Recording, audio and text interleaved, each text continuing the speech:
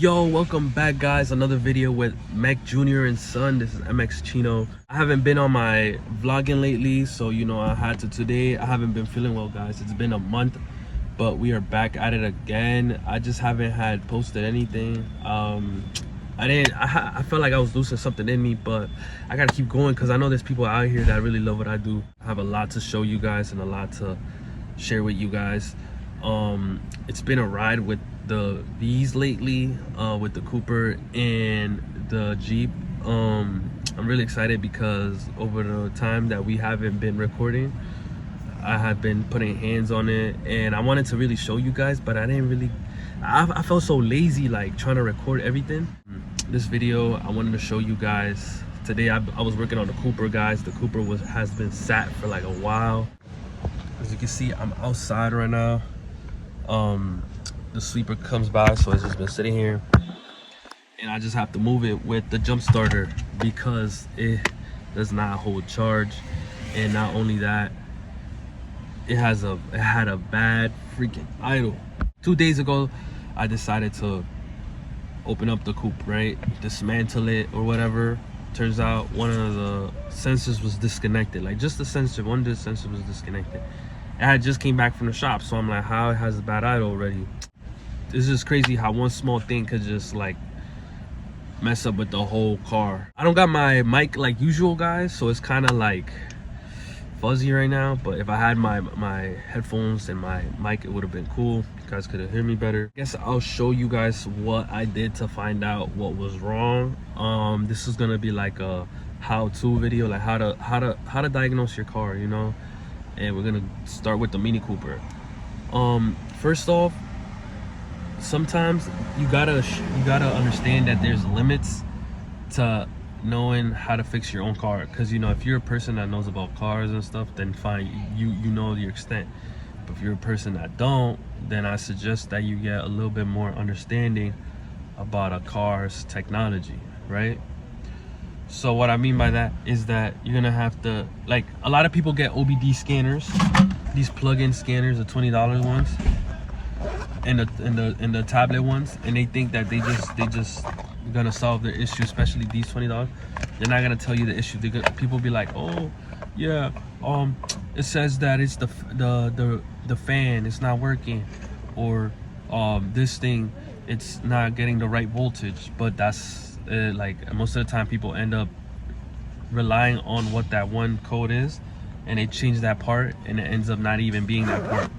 But that's because that's just the code from the system that is getting triggered, like let's say your car is like it's saying it's getting low voltage and it's like low powered, right? But it whole time it was your battery, because that battery voltage was triggering that sensor, wasn't letting the car get powered. And over here you're thinking it's that sensor that you got to change, but it's not. It's just telling you one of the symptoms. It could be a type. Also guys, make sure you got the right equipment, because it is crucial to understand what's going on without tools. So get yourself a scanner, get yourself a voltmeter, because and a jump starter, honestly, because those three come essential. I'm sorry for this coupe being a little messy. It's been sitting, but essentially what I did was I plugged in the OBD. It didn't automatically give me the answers, because like I said before, it's not gonna give you the right answer right away. It's just a trigger code that's gonna essentially lead you on to the actual problem. So that didn't tell me the issue either. So I'm like, okay, like what could it be? Anybody else is gonna be like, oh, this is a clogged gas thing, whatever. This could be the injectors, the coils, even the air sensors. Especially on these cars, they got sensors everywhere. They're like veins. These are the Vanos. Anything can trigger. So other than that guys, I didn't know at the time it was the battery, right? So it was idling crazy. So I had to dismantle it. I was thinking it was at first I was thinking it was so hot. Look, the coolant not even there no more. That's how crazy it is. But the coolant was getting out, and I thought it was a blown head gasket. It just didn't have coolant, and the gasket was fine.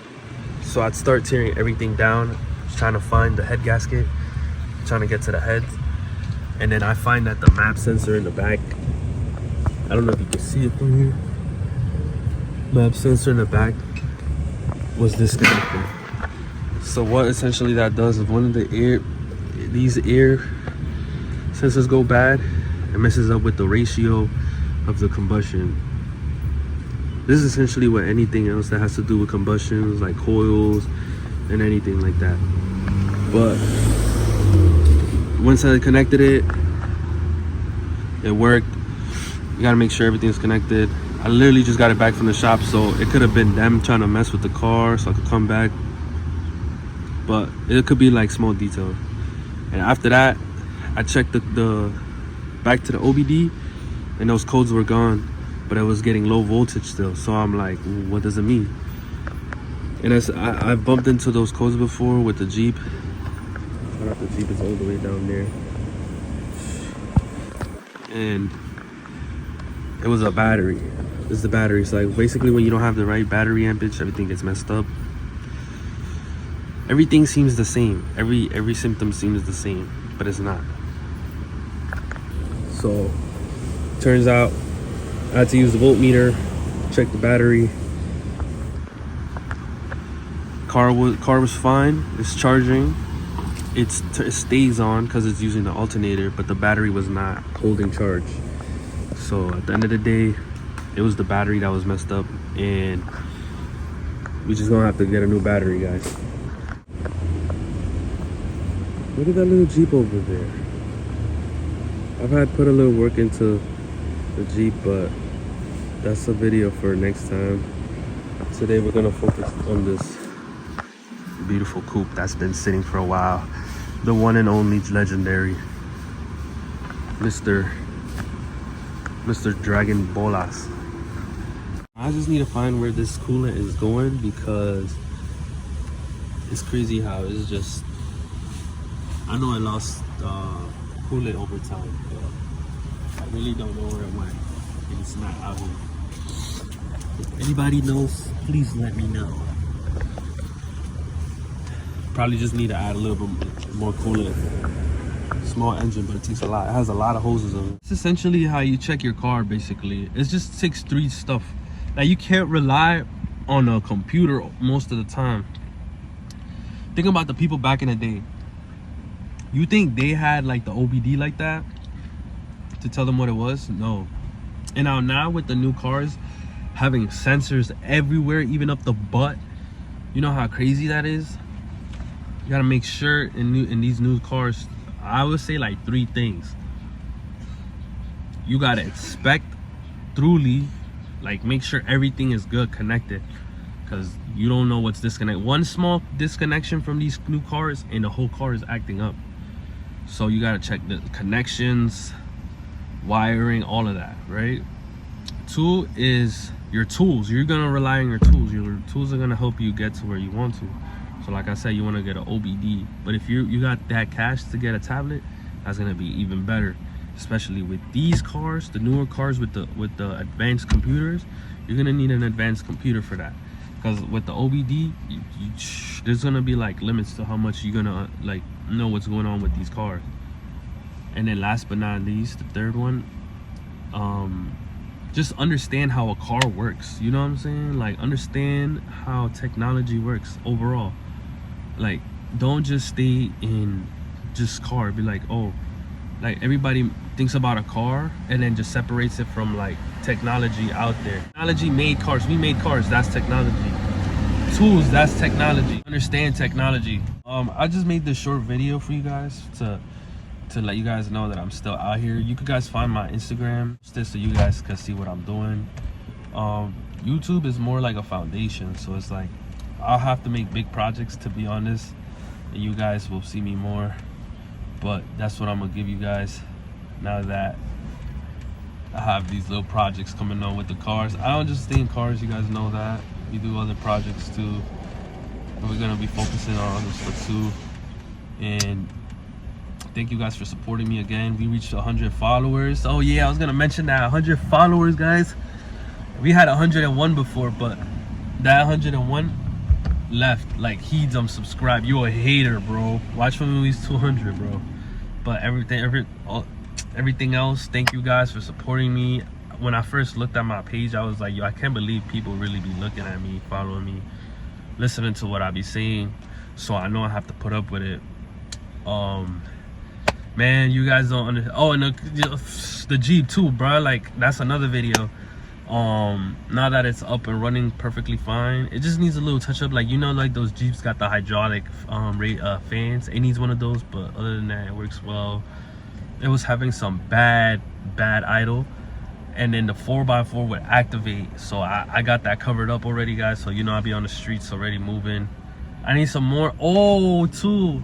So, like, I forgot to mention that when the video of the sway bar links, I messed up. I gotta redo that video, guys. So that's how crazy it was. Yeah, sometimes you just gotta mod stuff out, because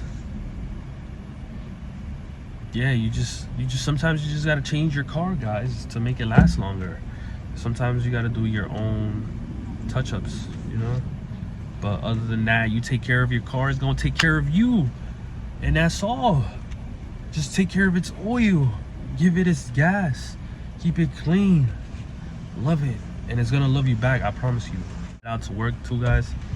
About to get that paper, get that grind. Always follow your dreams, because they're gonna be accomplished. And yeah, guys, I hope you guys have a good rest of the weekends. It depends on when I post this video, because it do be long. But other than that, guys, thank you guys for watching. Stay lit, and I'll see you guys in the next video. Peace.